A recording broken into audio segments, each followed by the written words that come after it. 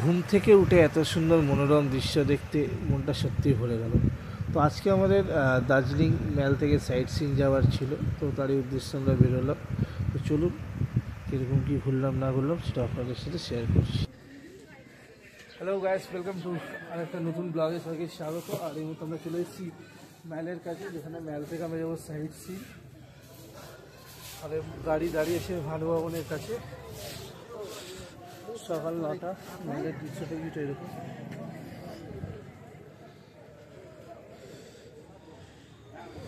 আমরা এই গলির ভেতরে গোল্ডেন টিপসের পাশে এই গলির ভেতর দিয়ে আমাদের রুম।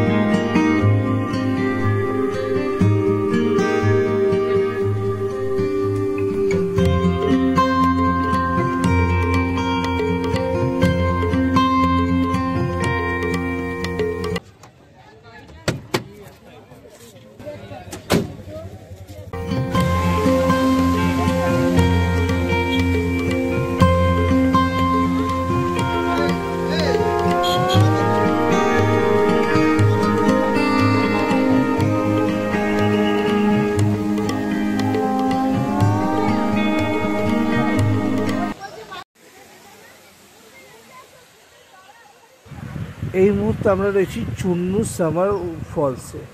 হ্যাঁ, নামটা অনেকের কাছে অচেনা হলে এটাই হচ্ছে দার্জিলিং রক গার্ডেন্সের যে ওয়াটার ফলস আছে সেইটাই। আর এটা সমুদ্রপৃষ্ঠ থেকে 7,000 ফুট উচ্চতায় বিশিষ্ট। আর টিকিট যত সামান্য 20 টাকা, যেটা সত্যি কথা বললে সবাই এফোর্ড করতে পারবেন। আর এখানে যে ওয়াটারফলস রয়েছে এটা নর্মালি ন্যাচারালি যেরকম হয় ওয়াটারফলস সেরকম, এটা কোনো মেকানিক্যাল বা কোনোভাবে বানানো নয়। তো যাই হোক, আর সবচেয়ে মজার ব্যাপার হচ্ছে এখানে চারিদিকে যেদিকে তাকাবেন সেই দিকে গ্রিনারি, মানে মনটা একদিক দিয়ে পুরো সতেজ, মন পুরো ভরে যাবে। আর এটা একটু উচ্চতার কারণে হয়তো কিছুটা হাঁটার পর কষ্ট হতে পারে, একটা রিদিমের প্রবলেম হতে পারে, বাট একটুখানি রেস্ট নিয়ে নিয়ে হাঁটা আমার মতে বলে এটা বেস্ট।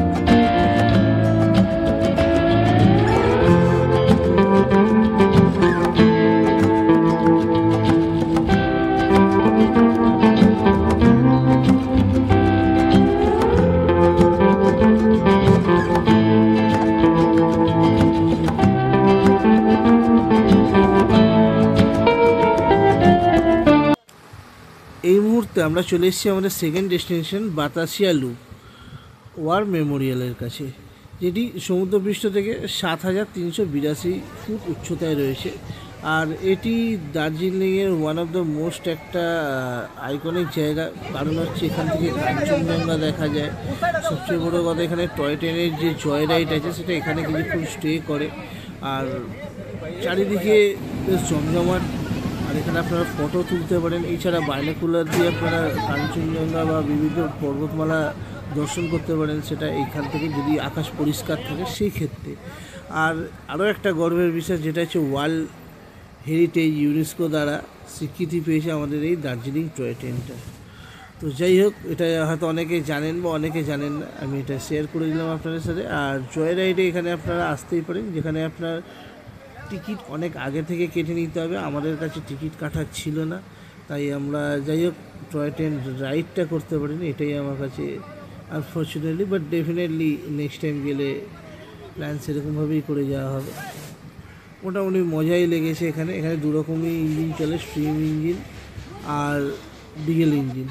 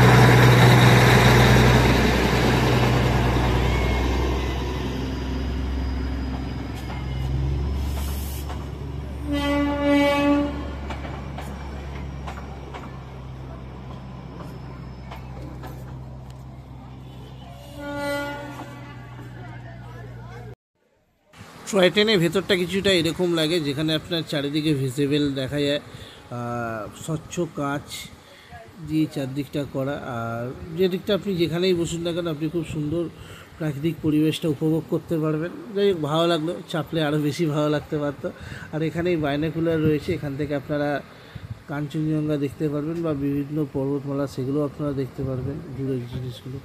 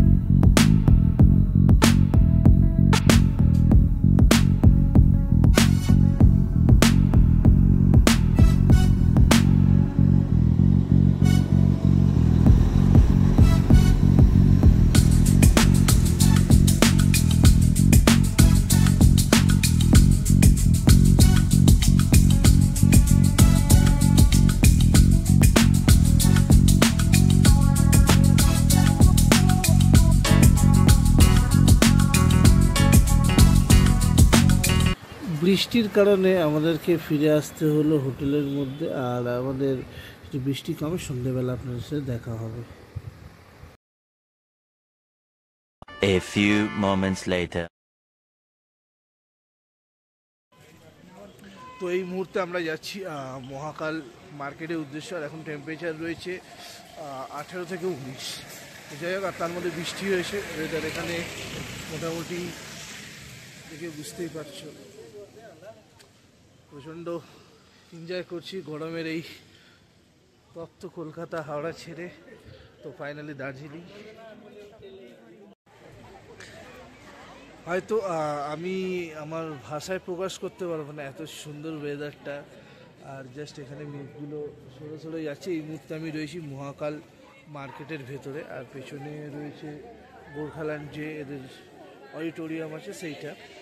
এখানে মার্কেট যথেষ্ট মোটামুটি বড়, আর এখানে ভ্যারাইটিস রকমের জিনিস পাওয়া যাচ্ছে। আর সবচেয়ে বড় ব্যাপার হচ্ছে এখানে একটু বার্গেনিং করে নিতে হবে, কারণ হচ্ছে দাম কিছুটা আমার মনে হলো পার্সোনালি বেশি লাগছে।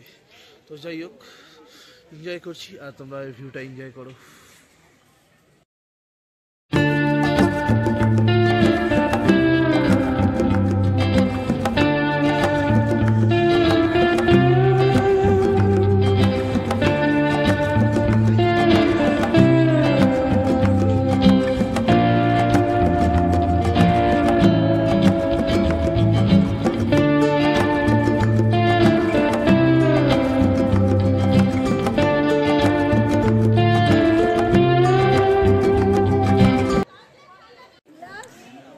সত্যি কথা বলতে শুভেন্দুদাও পুরোপুরি আমার সাথে সহমত হবে। ওয়েদার কেমন লাগছে আপনার?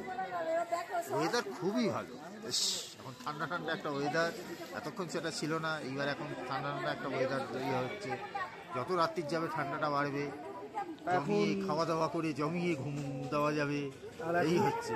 আর এখন মোটামুটি আমাদের 18-17-18 টেম্পারেচার এই মুহূর্তে চলছে। হ্যাঁ, আর জাস্ট পিছনে ক্রাউড পুরো ঘুরে যাচ্ছে, আস্তে আস্তে মেঘ আসছে। আর কেনাকাটি এখন অব্দি আমাদের সেরকম কিছু করা নেই। কেনাকাটি এখানে এক্সপিরিয়েন্স কিরকম? কেনাকাটি এখান থেকে কলকাতা সময় কেনাকাটাটাই ভালো। কলকাতা এখানে তো মানে অ্যাকচুয়ালি এখানে তো সবাই কলকাতা থেকেই এখানে আসে, এটা কলকাতা থেকে কেনাটাই ভালো, তাতে কম পড়ে, এখানে অতটা লাগে। আমারও সেটাই মনে হয়েছিল, এখানে প্রাইসটা কিছুটা অনেকটা হাই, হাই। একটু বার্গেনিং করলে হয়তো কিছুটা কমতে পারে, বাট তাও একটু মাছ হাই। যাই হোক, প্রচণ্ড ঠান্ডা লাগছে, দেখি আমরা এখন মোমো যদি পাই তো মোমো খাবো। মোটামুটি জমে ফমে যাচ্ছে হাত। আমরা মহাকাল মার্কেট ঘুরে এসে এখন রাত্রি 9টা বাজতে 10 মিনিট বাকি। আর এখন মলের চেহারাটা কিছুটা এরকম, লোকজন মোটামুটি আছে। তো আজকে প্রচণ্ড টায়ার্ড ছিলাম বলে খুব একটা সেরকম ঘোরাঘুরি আমরা করলাম না, জাস্ট হালকা একটুখানি ঘুরে নিলাম।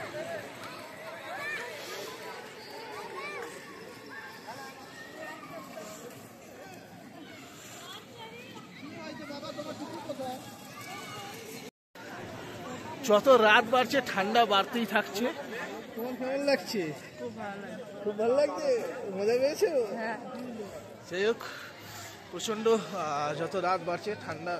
চৌরাস্তা ওয়াইন শপ দোকান, প্রচুর লোকের দোকান না, যদিও আমি খাই না, ঠিক আছে।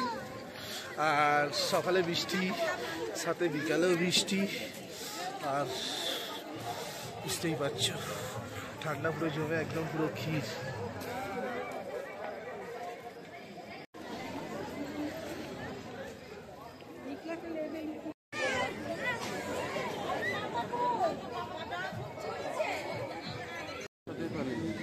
আজকে এই গরম চায়ের সাথে ভিডিওটা এখানেই শেষ করছি। নতুন ব্লগ আসছে খুব তাড়াতাড়ি। ফেসবুক থেকে দেখলে ফলো, ইউটিউব থেকে দেখলে সাবস্ক্রাইব করতে ভুলবেন না। আর কমেন্ট করে জানাবেন আপনাদের কেমন লাগছে। আর সত্যি চাটা অসাধারণ। ভালো থাকবেন, সুস্থ থাকবেন। সত্যি কথা বলতে চাটা খুবই ভালো। চেকপোস্টের পাশে এখানে দাদা বসে।